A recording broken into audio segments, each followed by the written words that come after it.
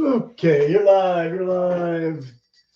Jingling bell instrument of merriment, ornament, whatever. Got a little tangle. I put the bow tie on the little guy there. You're kind of lazy this year. I didn't dig out some stuff from the bin until it's almost too late to wear it, but it's life. Okay, this is definitely a long video waiting to happen, so dig in those heels, but this is not part of the previous 12 boots in 12 weeks challenge, nor is it really much talking about the upcoming, 8 or 12 or 10 boots in 8 weeks challenge that I'll start not quite 2 weeks. It'll be technically Friday the 2nd, maybe, or Monday the 5th ish, somewhere in there. But that week after Christmas, who knows what I'll be wearing. And this week we're supposed to have some rain finally, so those waterproof boots that aren't as festive but might be more functional might be the ones that get the nod. So there's nothing too pretty or interesting about those boots. They're just, some of them have the membrane and the Thursday Hero, which are very similar to the Thursday Captain, except without the cap toe and the speed hooks, maybe instead. And these are kind of water repellent also that I talked about recently. But this past week and a half or 2 weeks-ish, I've pretty much just been wearing the Captain and the Wolverine loader still. And that other week I did slot in the Oak Street Upland boots, whatever they were calling these, the Camp Mocs or something. So a lot of the discussions that I want to touch on do focus on Moc-Toe boots, like kind of heavily, and that wasn't intentional. It just sort of happened, and so blame them, not me. I just respond because I wanted to wrap up Moc-Toe-Ber by mid-November and didn't get those Nick's boots in time, as I've talked about. So if you go back to episode 277, I think. Yeah, I talk about how I got those in, but I haven't worn them yet. I've put them on, but I haven't laced them up. I was going to do that maybe today or yesterday, and then I didn't. So maybe tomorrow. We'll see. Today was, these and those other ones. So I just did that video, and then right before that hardly anybody's, like 20 people watched that video, and then the previous one, the 12 weeks challenge, like 63 views, which, most of those views weren't very long. So if you're interested, you can still go back and watch those videos and get more of my kind of summation of, these literally only got slotted in for like the last 2 weeks of the official part of the challenge. So they've gotten a little bit more wear in the next week and a half or whatever. Like I said, I haven't worn them all day, every day, but I've worn them a bit. But I'm not just going to do a wear review this time, as much as I brought in pairs of boots to show kind of what is and what isn't, more than what I've been wearing. So, like, for example, I had bought the Thorogood Moc-Toe boots that I haven't really worn, but I also bought the Thorogood round toe boots, or whatever you want to call these, the non-Moc-Toe, the standards. These are the ones that I'm planning to, these are not waterproof, they're not insulated, but I do plan to try and get in them and wear them a bit. But these don't really require much break-in period. You can pretty much wear them straight out of the box. But I just want to wear them because I want them. So no real mystery there, why they're part of the challenge. Not because, I need to wear them to make them perform in any specific manner. But they're definitely not a Moc-Toe shoe. Whereas these, on the other hand, I might wear, and I did a blurb about them somewhere down the line in the list, was This is the LL Bean kangaroo leather upland boots, which I did fairly recent. Was 271 was the Wolverine DuraShocks, which are slightly different than these. I just got those at Boot Barn. I haven't worn them yet.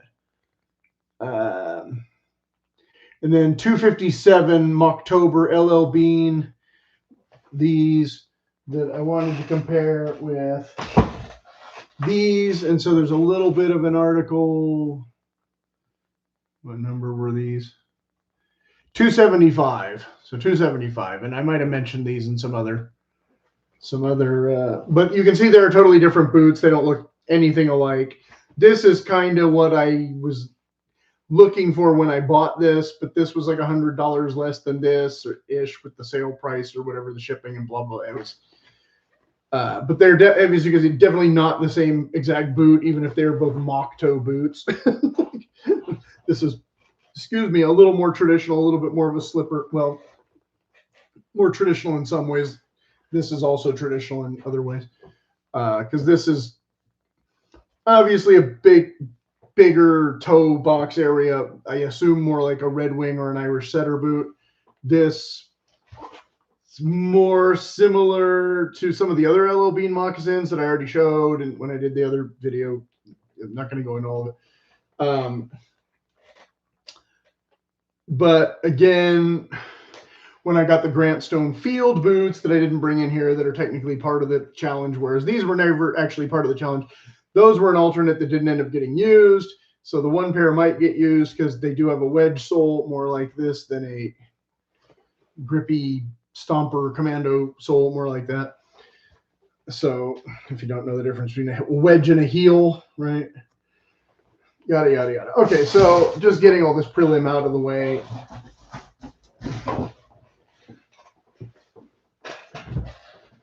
Taking a little longer than I'd like, but that's life. Okay, so let's go straight to first. I should do like part 1, part 2, part 3 in this video, but I'm not going to. I'm just going to let it go. So if you really want to figure out what I'm talking about, when and where, you're going to have to be patient when you scroll, because I don't really know how much of these things are going to make sense as separate parts or whatever. Anyway, so video number 1, or grouping of video number 1, was Indy Alden, more or less Alden style boot, versus Grant Stone Brass Kudu. So this was, yeah, a couple different guys talked about this boot, Crimson Kudu. And now I've done, again, I'd have to scroll back pretty far to figure out what. It was about a year ago. I got these for Black Friday, I think.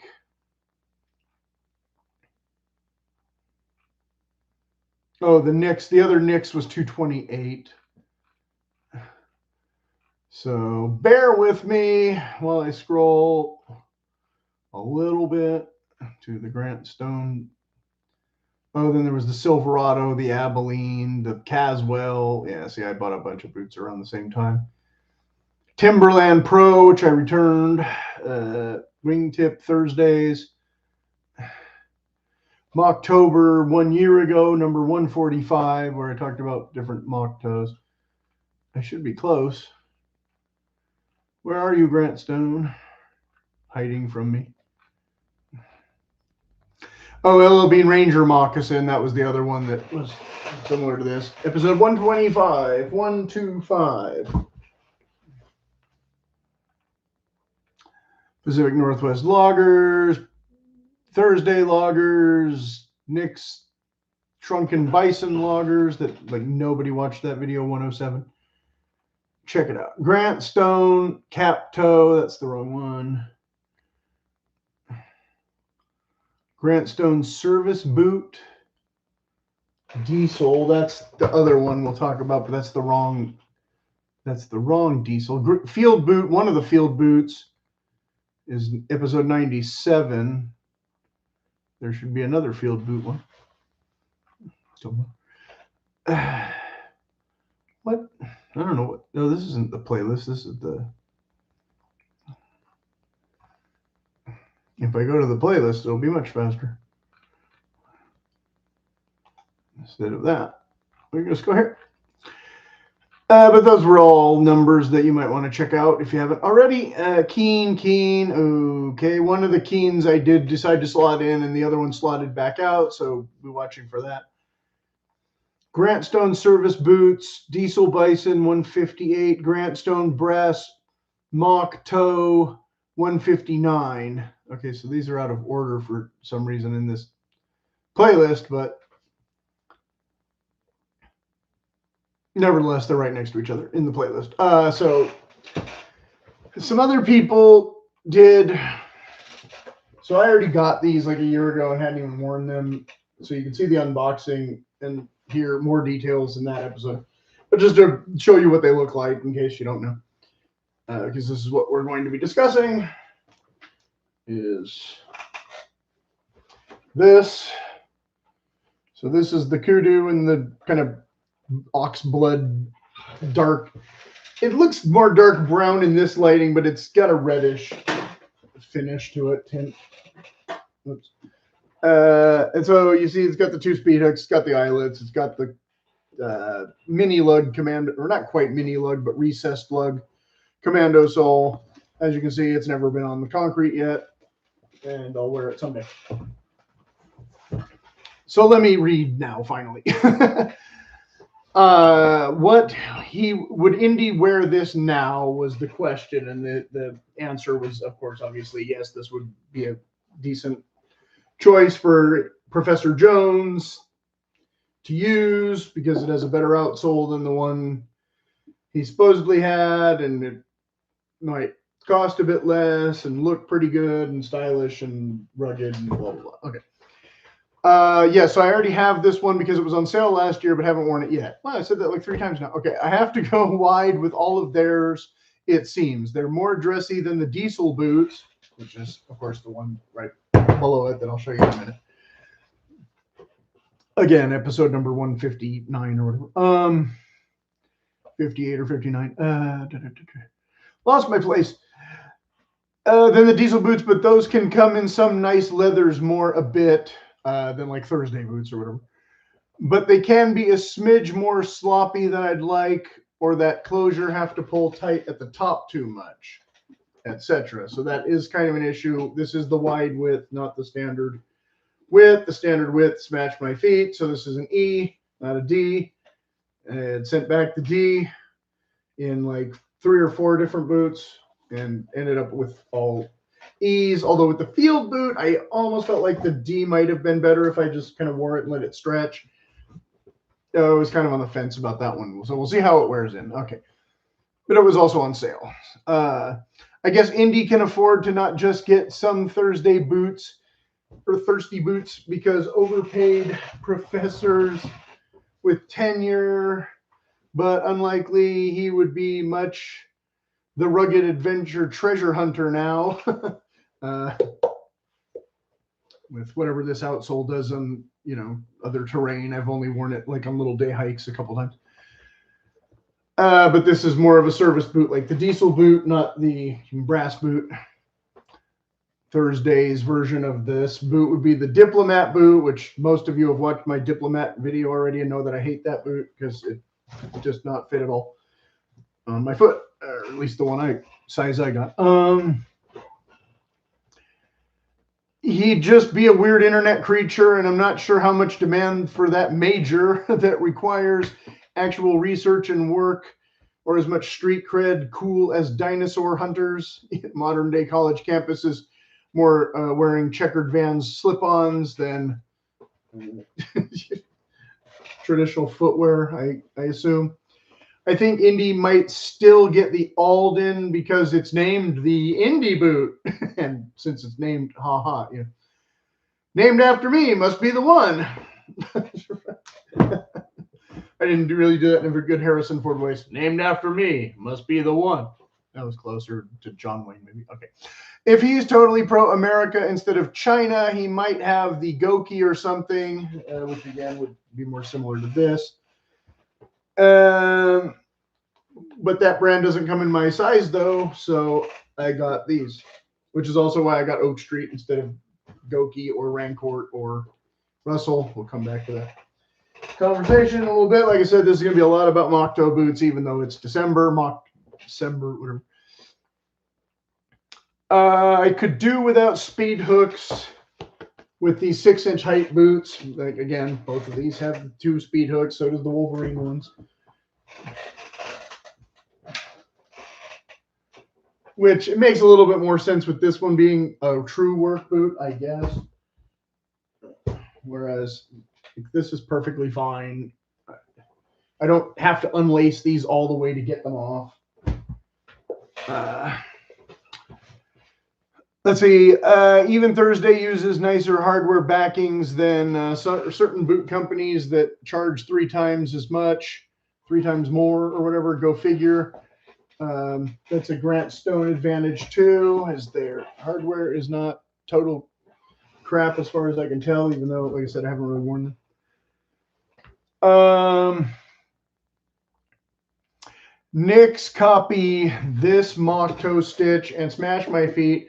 Hopefully rebuild here next week whenever I wrote this. It's been several months and then finally it showed up. Fits toes better. Yes, like I said, I haven't worn them yet, but in the initial try on, I'm pretty happy with that. And that boot just lives on the floor now. Okay.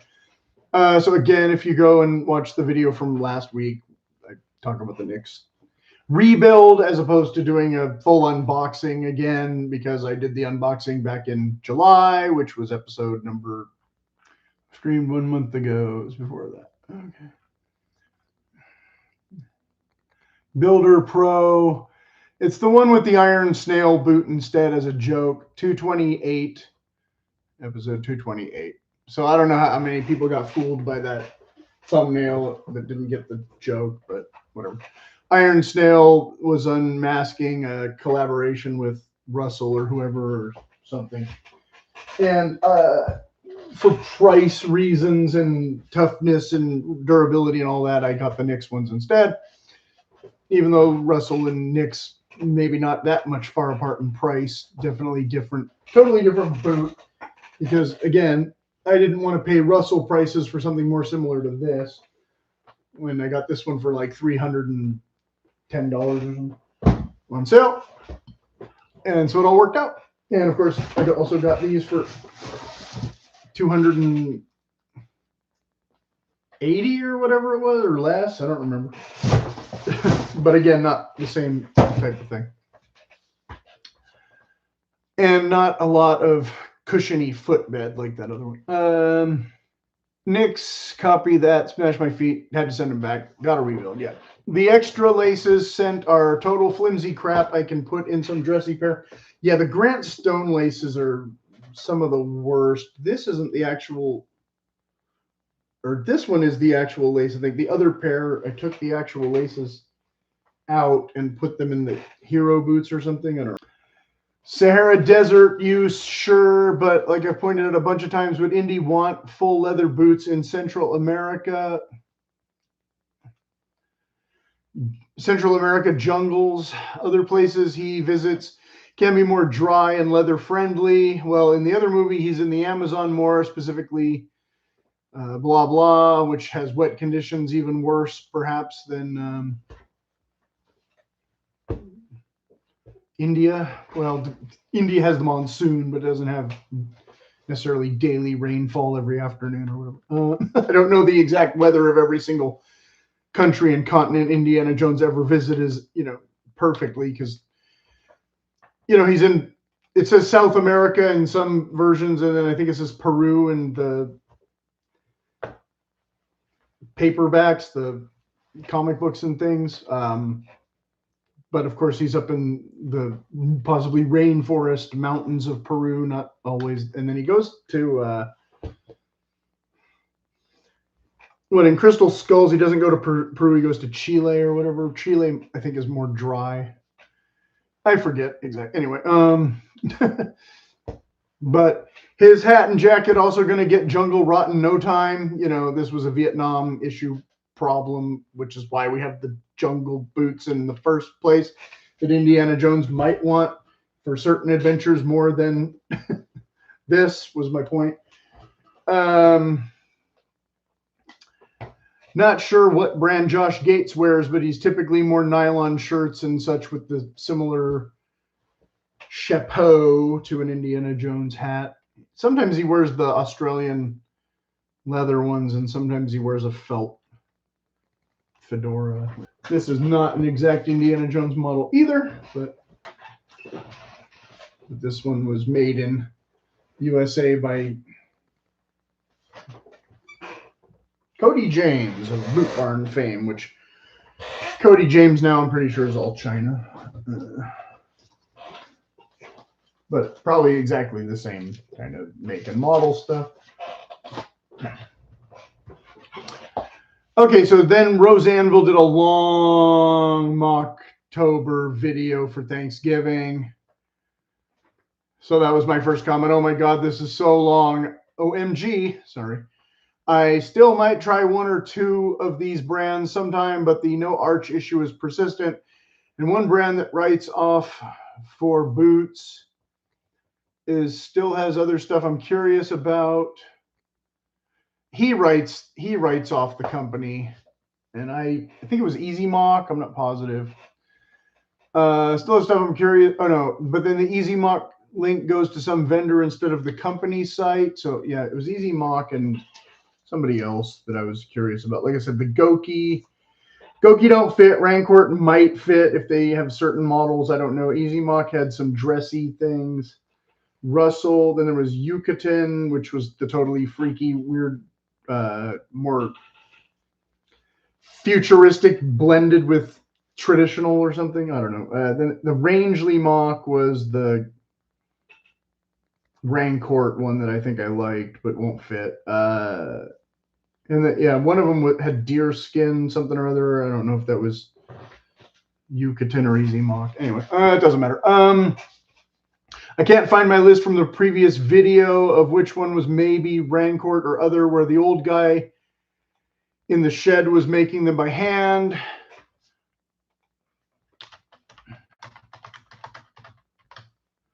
But I think that was the Rancourt.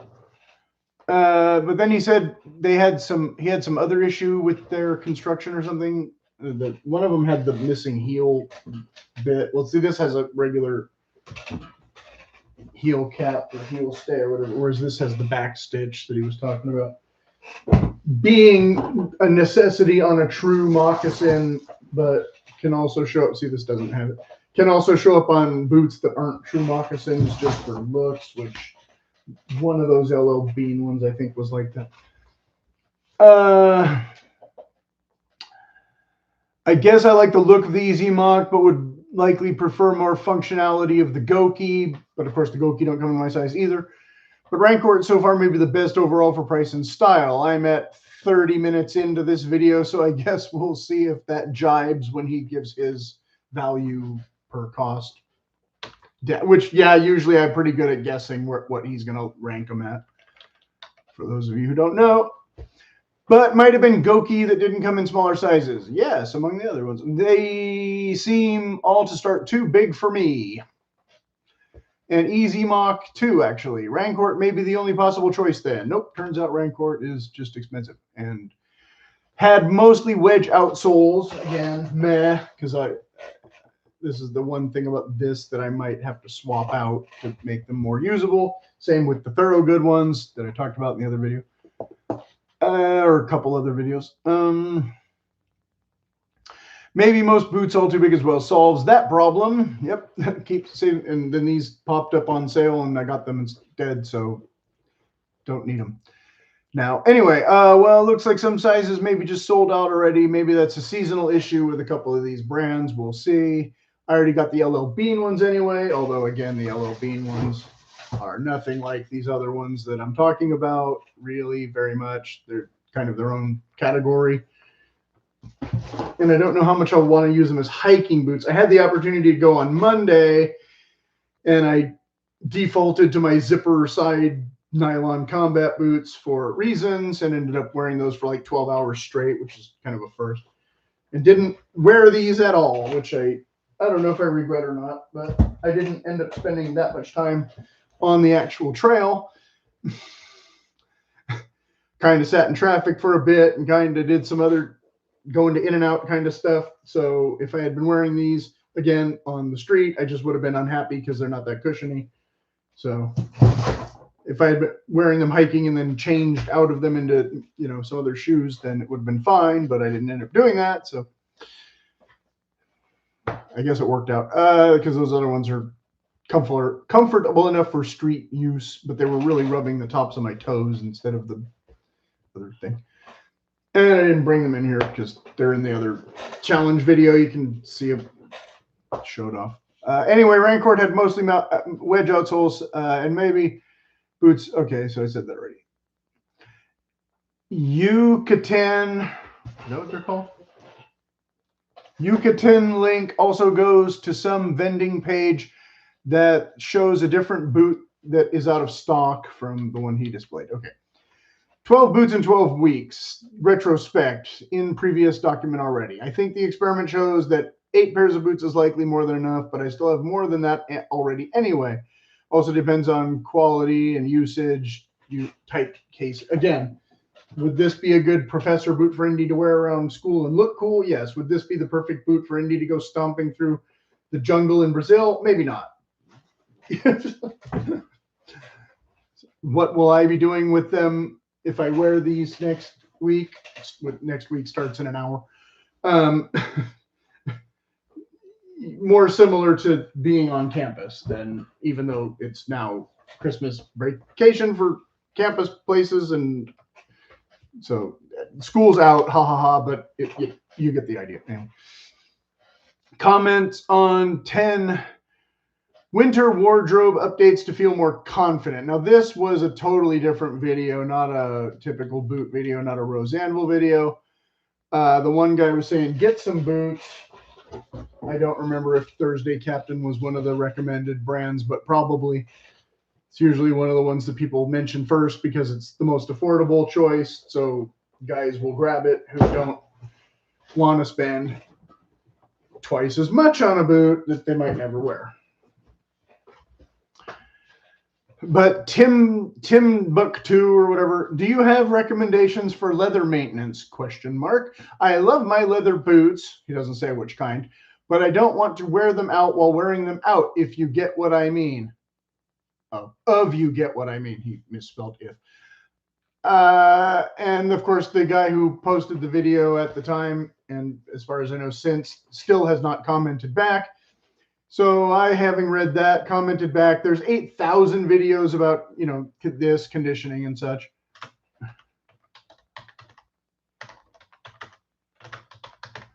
And other maintenance from guys who actually wear leather boots already. Now, I'm not saying the guy who made the video never wears leather boots, but he might be just as lazy as the guy asking the question who says he has leather boots and doesn't say what kind. So then Tim Buck2 gets all butthurt and comes back. What a constructive comment. Thank you, Patty. You seem pleasant. Actually, I'm very pleasant, but you're an idiot. No, well, not a complete idiot in case you're watching this, you know, because you had a legitimate question. You just asked it to the wrong person who was ignoring you. So you got me instead. So then I, being the long-winded fool I am, no, I'm being serious. Although some say use saddle soap first, and then others insist that saddle soap damages the leather too much. But if the leather is really soiled from doing a heavy labor job, then that might be more necessary step. Also, the mink oil can darken the leather if it is some pretty color instead of the common Chrome Excel shiny stuff, which this is technically Chrome Excel, but it's a lighter shade than the usual brown. If you see my Thursday President or my Wolverine 1000 Mile, that's I also bought a diesel boot in the Chrome Excel, which this is the brass boot, not the diesel boot. The diesel boot's the one below. Same brand though, and sent them back because I thought they looked basically too much like the Thursday ones to cost twice as much as the Thursday ones. So the beeswax stuff would likely be my go-to before the oil, but some boot companies offer their own suggestions and products that might be more necessary than general info. So, because like if you have shark skin boots or snake skin boots or some other, Again, he doesn't say, he says leather boots, but he doesn't specify if it's cow leather or goat leather or horse leather or 15 other types of leather it could possibly be. Again, a boot like this doesn't really need conditioning. This one's like 3 years old and not been worn that much, and it's not really that dry. It'll probably need some sooner than this, which is possibly even more saturated with oils and all that before it even comes out of the gate. And in its own right, I don't think Chrome Excel really needs all that much conditioning either, because like I said, if I go and get my 1,000-mile or my President boot, like this one I've only worn like twice, but those ones I've worn a bunch, and conditioning doesn't seem to be the issue. Like just putting shoe trees in them to keep the wrinkles down. Like this one, I've shown it before, has the cap toe, so the wrinkles just kind of go in one place, and I don't think a shoe tree would solve that all that well anyway, because the shoe tree would kind of, it might solve part of it, but not enough to worry about a $200 Thursday boot from, again, this being the one that I just bought because it was the only one that was in my size available back in 2022 or whatever, before I could get the supply chain solved, ones that I actually wanted to wear. So also thanks to YouTube or something, apparently a lot of guys overdo their boot treatment regimens now that they really don't need overt care that often, like the 3 that I just showed that don't need overt care. But they're watching YouTube and they're watching guys get all into oiling up their boots, and they think their boot needs to be all oiled up, and then if it's this, it doesn't need to be oiled, like probably at all, ever. Maybe in 5 years, maybe. Maybe less, but... And a lot of guys who wear this kind of boot never get to that point because they've destroyed it at work doing other stuff that's just bad for the leather, that conditioning and stuff might help it, but the other components have disintegrated, and, you know, it's not, you know, it's a $130 boot, so it's not really worth spending all that money on a rebuild when you can get 2 other pairs for the same cost as a rebuild. That type of thing. So again, without knowing what kind of boots he's talking about or how he's using them, again, I assume he's doing professorial college stuff more than masonry or construction. And the Thursday boots, if they weren't down there in the box, I'd hold that one up too.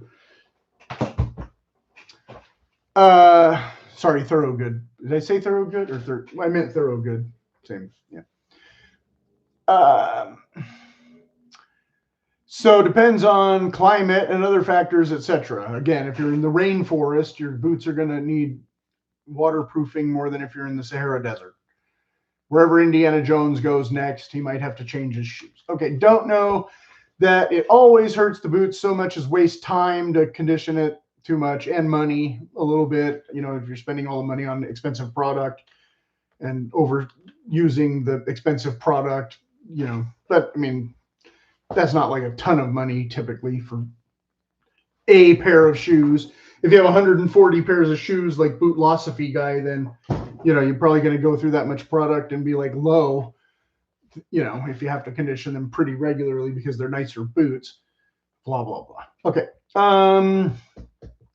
So whilst on the subject, you sound lazy and obviously can't be an emergency for you to condition your boots, or you would have already searched out that content already. I think I said already twice, but that's okay. Rather than asking for some guidance here on this video that may never come from some video guy I've never heard of before, but have seen plenty of other videos of guys cleaning their leather boots. I'm sure more like, I don't think I actually said that to him. I think that's just me saying that to you all, but you get the point, how pleasant I can be. I'm sure more like at least 80,000 videos too. Anyway, arbitrary low number selected for. Personally, I also have no issue with rinsing off leather boots with a garden hose, especially, again, something like this is fairly water repellent. And just not submerging them for minutes, you know, or longer at a time when cleaning them. You know, I don't have to necessarily be wearing this to spray it off. I can take them off and spray them, and sometimes a little bit of water gets in there. It's really still not going to damage the interior, if you're not totally crazy about it. Towels exist. Dab it out, put it in the sun, or out in the, if your garage is not freezing, put it in the garage or whatever. Then there was this crazy logger boot guy video. This guy gets a lot of views from other people, but I only watched a couple, and his conditioning cleaning regimen was to just start conditioning them before he had even cleaned them. Obviously, you might want to clean them before you condition them. Again, I don't even like the outsoles being this dusty. I would usually hose off the outsoles before I even brushed anything. Hose them off, let them dry, then brush them, that kind of thing. Though some would probably say if it's dusty instead of muddy, brush first. Whatever. I mean, like I said, it's not rocket science. It's not going to hurt the leather that much. You're just not trying to put the conditioner, using it as like a unintentional abrasive or whatever, smashing the dust and dirt into the boot more while rubbing it with the stuff that's supposed to help the leather. Worked with or just worked in was my question. Like, they gave you free boots for a pitch or bought them all? Don't know. Seems like he bought from, not in links, but still. Yeah, I couldn't tell if he had bought the boots or got them. Some of them I think he got for free. I skipped the first 5 minutes that he was talking about trucks. Lost Mike Myers character, long lost Mike Myers, but could be Jim Fox's cousin. I guess this first half is an advert. He has no steel toe preference.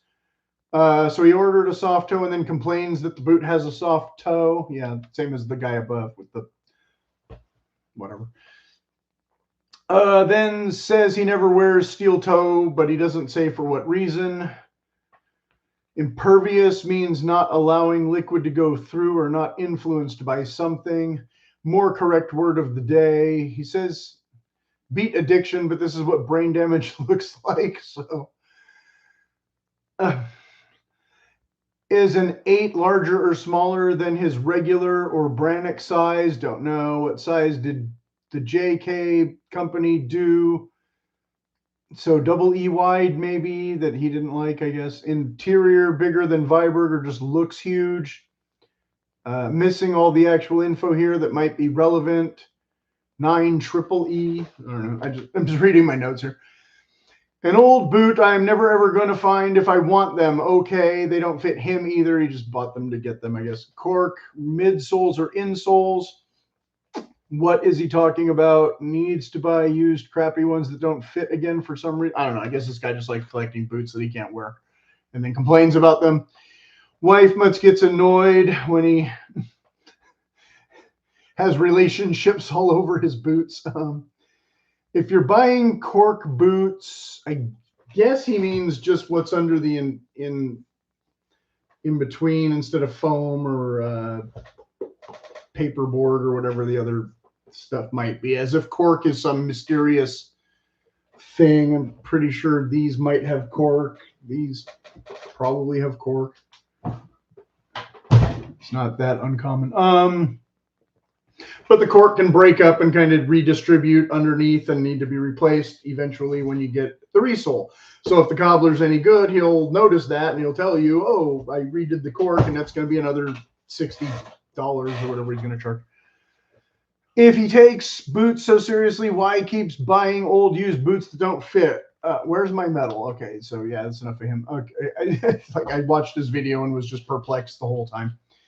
So then there was another guy who had talked about a JK boots rebuild, and I have not gotten my JK boots rebuilt, and I have not sent any boots to JK for rebuilt. I have said in some videos already, Franks and Whites may feel or fit slightly different. Franks claim they fit more like Nicks, which for me would put the arch support in more of a comfortable place than Whites most of the time. So if you can try on the whites first and decide from there before you wait months for your MTO order, etc. So this was just advice I was doling out as always. That has not really anything to do with the rebuild part.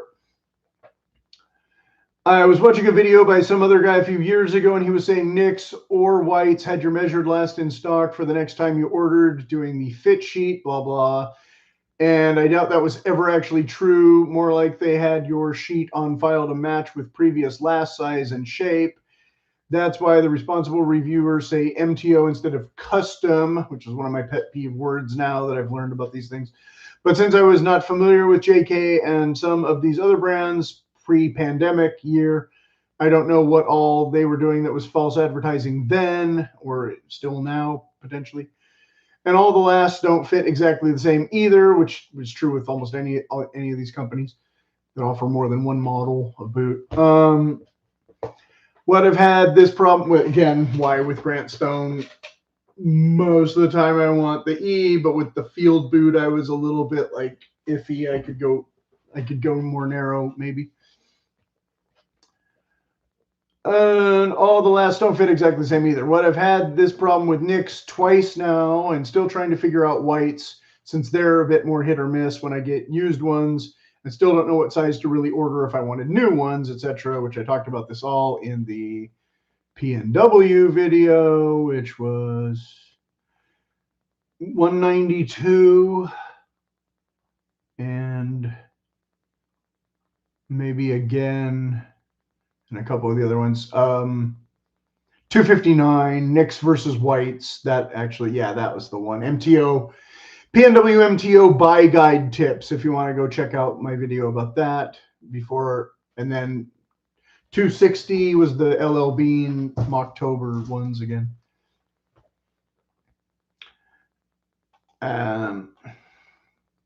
Okay, so sorry, I gotta go back here. I'm still thinking about having some JK, the OT ones that I haven't worn, that I put them away on the shelf till winter, and now winter starts in 45 minutes. So maybe, but again, this being the holiday week or 2 weeks-ish, they won't probably get worn until January sometime. I was thinking about having some JK rebuilt by Franks in the future, along with maybe that one pair of whites. But Nicks is still the least expensive of the companies overall, but won't do all the same rebuild stuff or something. And whites, or sorry, JK apparently now will do rebuilds, but not resoles. So I don't know if that was what this guy was complaining about, but he sent them in for a rebuild. So I think it was the quality of the rebuild. Well, the split outsole is something I might consider a warranty issue within some reasonable months. And if they fail to address something like that for my satisfaction, I won't shop with them again already. So I had gotten like 3 minutes into his 20-minute video or whatever, and was like, dude, just don't buy from them again then. But he had gotten real Vibram outsoles from said company, and the outsoles themselves had failed, but they wouldn't do a resole or something. I don't know. There's some weird thing, but Vibram outsoles, that should be covered in not just your warranty, but like their warranty or something. So yeah, I don't know why they wouldn't have honored just replacing that. Since that should be, you know, something the boot company should bring up with the Vibram company on your behalf. So I don't know what happened there. I have asked a couple companies for full sock liner instead of half and got no such luck. So, you know, they won't always listen to you, that being mostly Nick's. Sock liner, unlikely culprit for his boot squeak issue, though, which, again, I think he was complaining about JK boots, but it might have been Nick's boots that he got rebuilt by JK boots. I don't remember. Something like that. I think the toe cap mostly helps give the boot a little extra rigidity so they don't collapse on the upper foot and rub so much with time, although as this shows, but this is a fake toe cap, but still it's collapsing a bit here, so it might rub a little bit. My foot pushes up, whereas if it was rubbing more down here, you might get blisters that I don't seem to get as much on the top of my foot. The issue was the heel blisters. When I first got these, they gave me really bad heel blisters. I may have been lacing them too tightly though.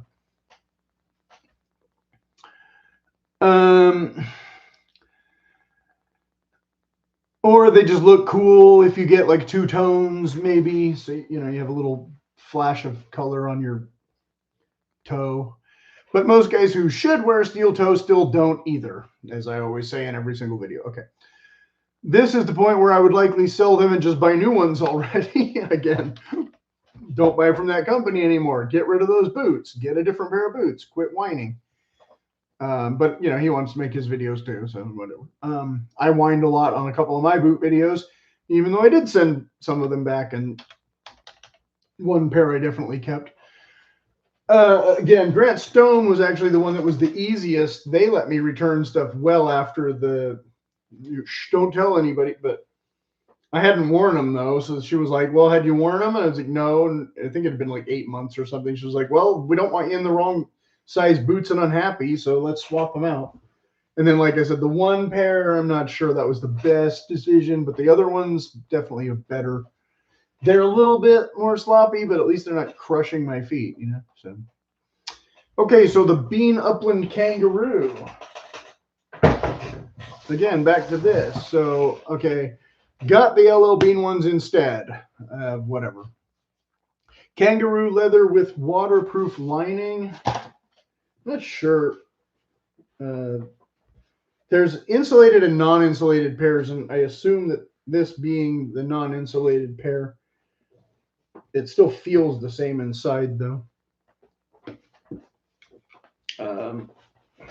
But just a little less thick and rigid and warm. But waterproof lining will still warm your feet up a little bit and probably decrease breathability. But kangaroo leather is one of those leathers that not really breathable for starters. And again, it was a warm day on Monday, so I definitely didn't really need waterproof membrane warmer boot. That was another factor. Because, yeah, this has a spongy, you can't see anything with the camera and everything, but it has a fully gusseted, high, tall with a padded collar and everything. You can see this is not going to be the coolest. And definitely not a jungle boot. But not a heavy weight leather. That's the thing about kangaroos. It's supposed to be tough for how thin it is, but that's not all the attributes I want always from leather. Like I've complained, 3 times now already. I think I would want something a little thicker just for more ankle support and such. Not quite as refined looking, but no canvas panels, which of course was one of the Russell moccasins and the Goki that were more similar to this, but had replaced leather here. So I didn't need that at all because I already have jungle boots. Chunky padded collar, a bit. Come on. Like I said, chunky padded collar, a bit. Extra stitch bit too, and then mega speed hooks, 3 mega speed hooks, which the laces are, you have to kind of wet jam them. The pull tab being a little less ridiculous on a boot, a little taller like this. The speed hooks being a little less ridiculous, again, on a boot that's a little taller like this. I already have the Grant Stone with the wedge sole that I may never use outdoors on actual trails much, but this, again, does not look exactly like the field boot from the Grant Stone, and that one has a wedge sole, and it has D-rings, and I didn't bring it in here. But you can go back and see the videos that I've done about that, because most people did actually watch my first Grant Stone field video, I think, that our regular tuner is into this channel. Mega speed hooks. I already have the Grant Stone with the wedge sole. Unfortunately, I had to get the double E with this, so they're a smidge sloppy and a bit warm now with the lining, like I said already, but some may prefer the insulated ones. I also want a stiffer, more rigid leather for some purposes or terrain, like I said. So I'm not sure how the Gokis or Easy compares exactly to this type of leather. And does any have more midsole? I think these could use a little leather instead of the foam only or something. We'll see. So again, not one that I love to wear on asphalt so far, but Heritage Captain video. Okay, so now the other one's more about Moc-Toe-Ber. So back to Roseanneville. Well, Thursday's on 50. Okay, yeah, we'll keep going. We're gonna get, yeah, this is the last bit. Okay. We're in the home stretch, people, I promise. I know this is long if you made it this far, which I doubt. Or if you scrolled ahead and you landed here. The other one more about Moc-Toe-Ber. This is more about the Thursday upgrade from the Captain boot that I keep talking about endlessly, even though this isn't a video about Captain boots per se. And I didn't show, okay, so now is the time when I can, for the sake of argument, because I messed up slightly and skipped the other guy's bit.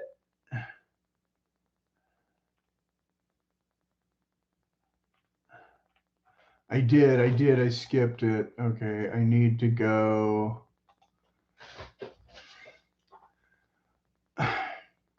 Before we talk about the Captain boots, this guy's talking about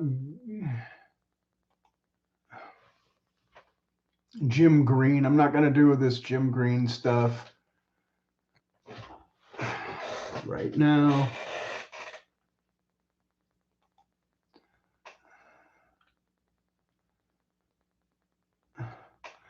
That, okay, well, that was his talk about other boots besides that one. I'll have to come back to that. Before I come back to the Roseanneville one, I'll come back to that one. 30-minute video about Thursday boots, because I had just done a video about Thursday boots, which was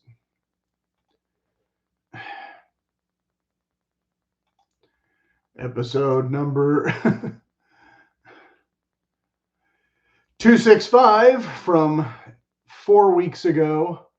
And then Roseanneville was talking about, how have I not seen these Thursday boots? So that's ties in with the next segment that I'm skipping right now. Okay.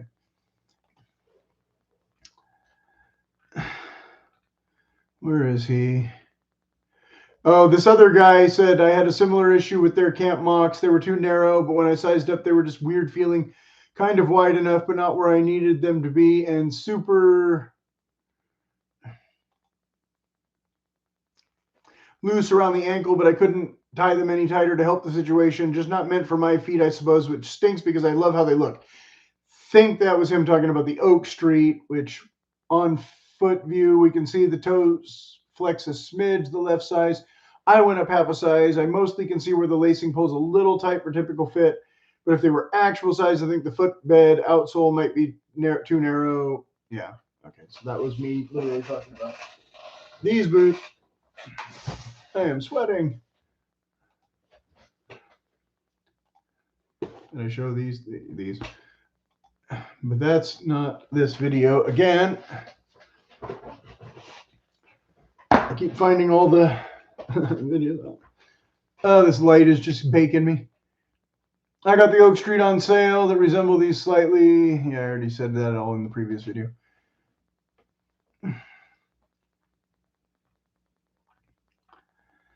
Okay, sorry here. I gotta scroll a minute till him. Okay, here we go. Oh, this was when he was talking about cowboy boots. So that's the wrong video. I'm not going to talk about cowboy boots now here. I don't know what's missing there, but it's doing the little circle thing, loading something that's not loading. What's your go-to cowboy boot right now? Someone like to reply, Thursday uses nicer hardware. Yeah, okay, I covered that.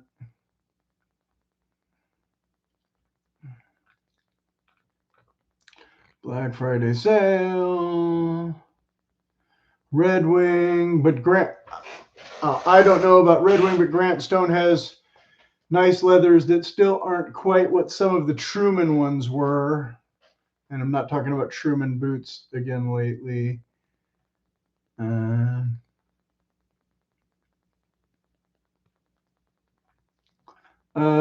That was, what's his name with the hunting coats. We were hoping he would show off his hunting coats.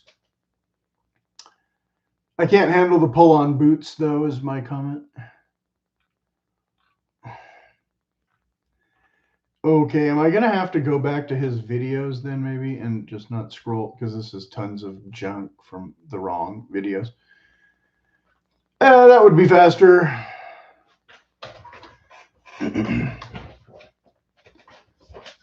Or it should be faster. What's going on here with my stupid YouTube?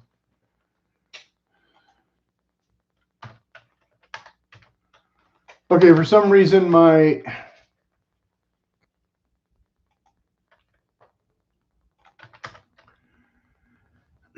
regular stuff that I watch is not loading up. Here he is.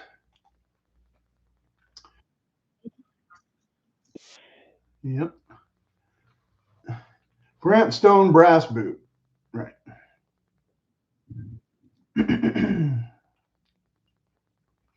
I think I have these in a different leather that I might wear soon. They don't send me freebies, but some of the U.S. companies don't come in my size. Most of the Grant Stone boots I had to go wide, even though the Brannock I am D width exactly. Kudu is,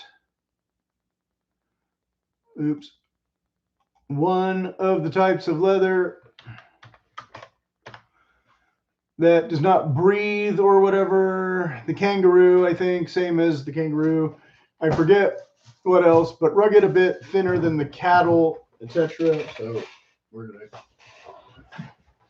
I? So we're going back to the first boot, talking about the kudu leather again. I forget, thinner than cattle. I think I prefer the bison overall for the looks. Great. What leather did you get? I had gotten confused, and I had gotten the exact same boot he has in Crimson Kudu. It was the diesel boot that I had gotten in the walnut bison instead. Okay, so that was a really long bunch of scrolling for me to just say what I could have just said, but come on. Sorry, my computer is really slow and not doing what I want it to.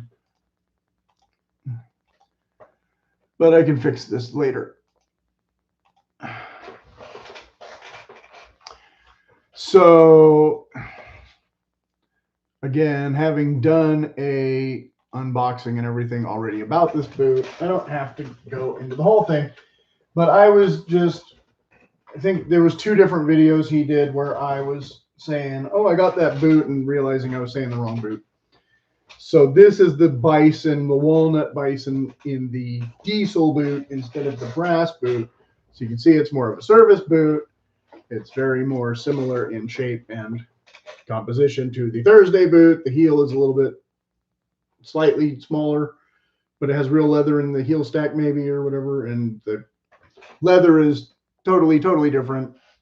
And that's why this one cost way more than this one, even though I did get it for a sale price. But it still has 3 speed hooks instead of 2, which is 2 more than it might ever need, or 3. And it has a lining on the inside, same as the other one.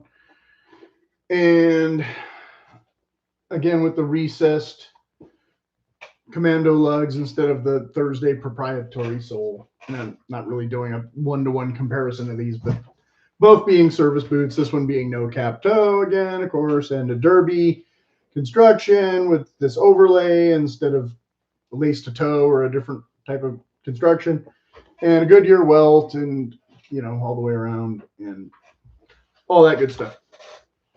So I kept saying that I had gotten the boot that I didn't get, and so he was asking me questions about this and that. What are some of your top boots? I'd like to understand your style. And somewhere in here I had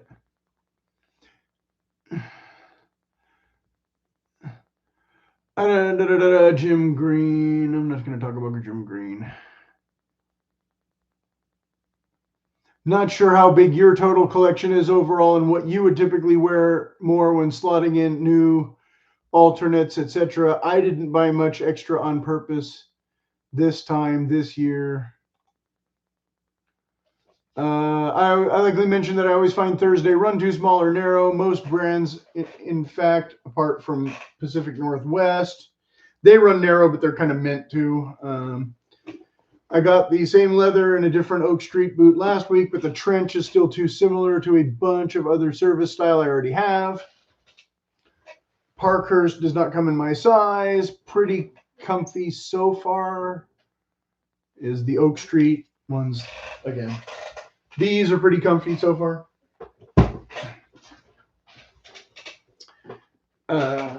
Which again, it was, like 2 hours or something. Have not worn the Grant Stone Kudu ones that are like that other pair still. I mentioned this before. Instead of the muck type, I have some of the knockoff bean water things that I still have, waterproof things that I still have not worn in 8 years or so. Those are the Sportsman's Guide Gear ones in the playlist. Let me scroll back to my playlist. Go way back. The Guide Gear. Chapter 20, Rain Boots. So if you, I got a piece of Kleenex stuck to my forehead and didn't realize it because I was looking at the other page. That's okay. I don't mind being part of the comedy.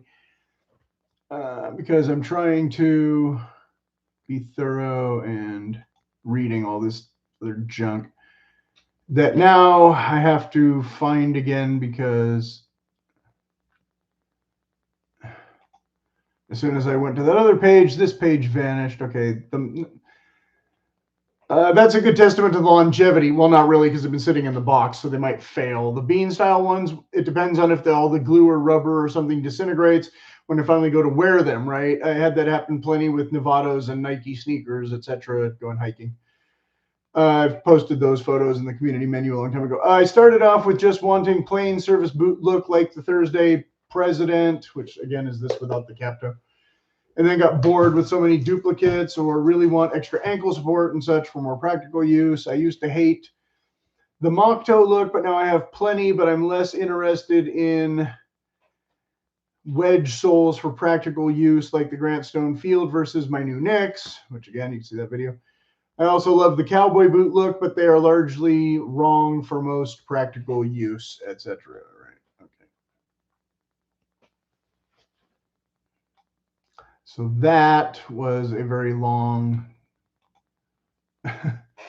separate bit, but let me get back to the Roseanneville bit then. As soon as I cut and paste this part. That is, I scrolled too far.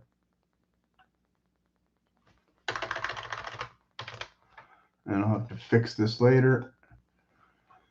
Okay, so a little bit of chaos for a Saturday video. So Roseanneville Heritage Captain, the Thursdays on track record for some of the previous releases has been apparently hit or miss, like the Thunder and the Challenger. I had no issue with my Challenger boots like some did, where the gussets weren't sewed properly and such. But I also never ended up with some of the warehouse clearance items that I ordered. That was more of a wish fulfillment issue than a quality issue. You know, they kept running out of the sizes before they'd ship me the right size because I had to return so many of them because they were too small. And I knew they were going to sell out of the other size, but I couldn't afford to order all the sizes all at once or whatever.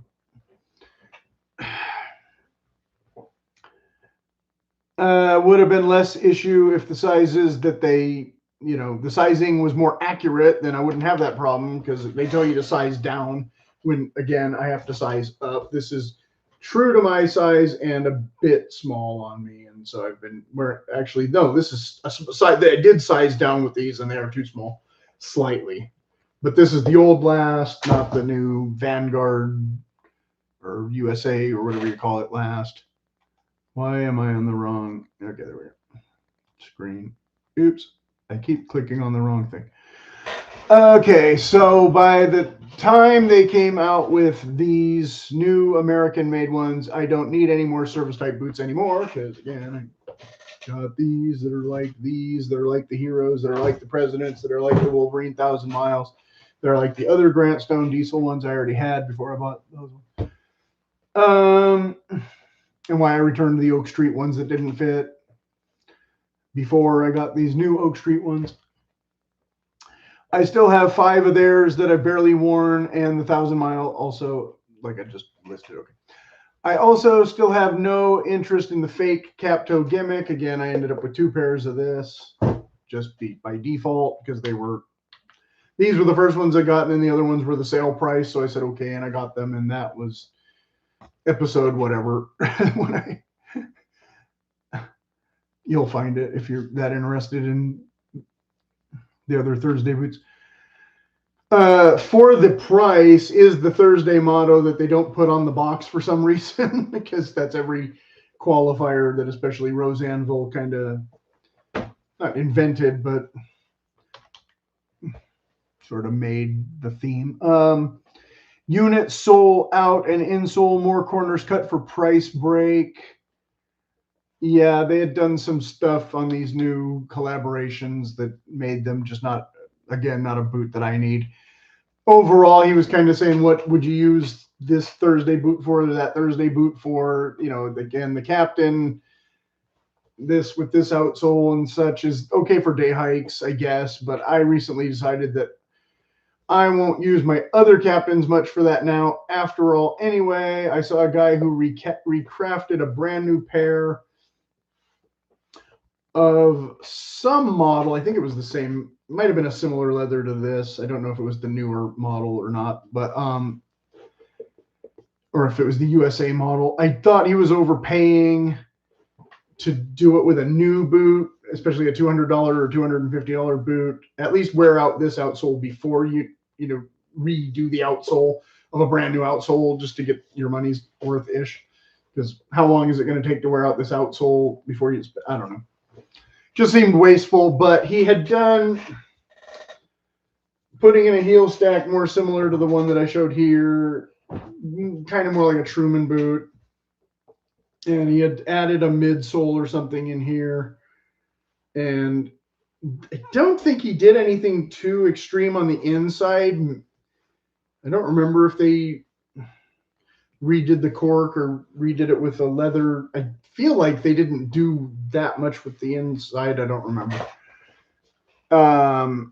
So cosmetically, it did look kind of cool what they did, and having I think it was the more recessed commando again, where the guy had gone through and grinded off the bits of the outsole, so it looked more like this one, which I put back in the bag for no good reason.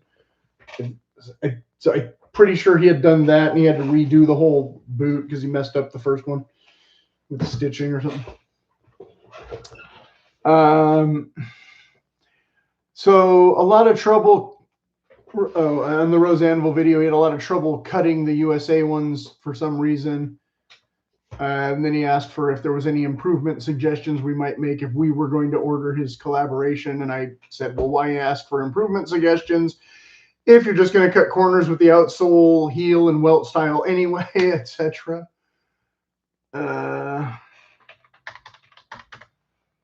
Oops.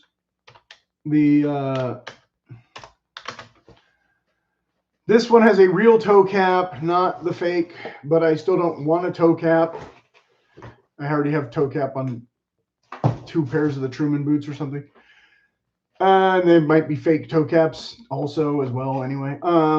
Then the less attractive toe shape too, because I actually like this more almond shape than the other shape more. So when they changed it from this, I didn't like it as much, even though these are technically the wrong size and all that, blah, blah, blah, blah, blah. But I can't get the bigger size of this now anymore because they changed it. So how much I'll be buying any more boots from them, I don't know. Moved up with comment on video, relief cuts in midsole on previous version, how he doesn't know about the Challenger and the Thunder, etc. When was this filmed? Whatever. So yeah, because those have been around for a year already. I think I have these in different. Okay, so this is that.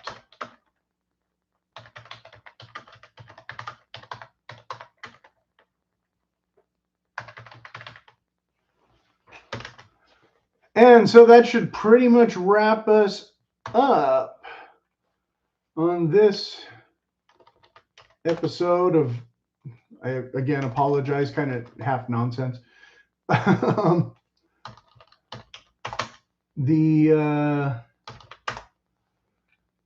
I said, I didn't really do a Q&A here. I wasn't sure. I knew I had a lot to kind of plow through, so I didn't really expect to get into all that. And I went a bit longer than I wanted to, but not too terrible, I guess. So as always, if there's anything I forgot, if there's any questions, you can put them in the comments. You know, Merry Holidays and all that. I don't have any other real new boots to discuss yet, but I still might have some wear review things or whatever that might come up in the next week or two before I start the next challenge. If I have some weird catastrophic failure or some other weird insight or useful insight, I should say. Yeah, I'll post either in the video or in the community menu, as I often do weekly, kind of with boots and shirts anyway. So that's that. You can check the community menu for stuff that you haven't noticed, or you can ask me questions here. And I'm going to finally shut up now.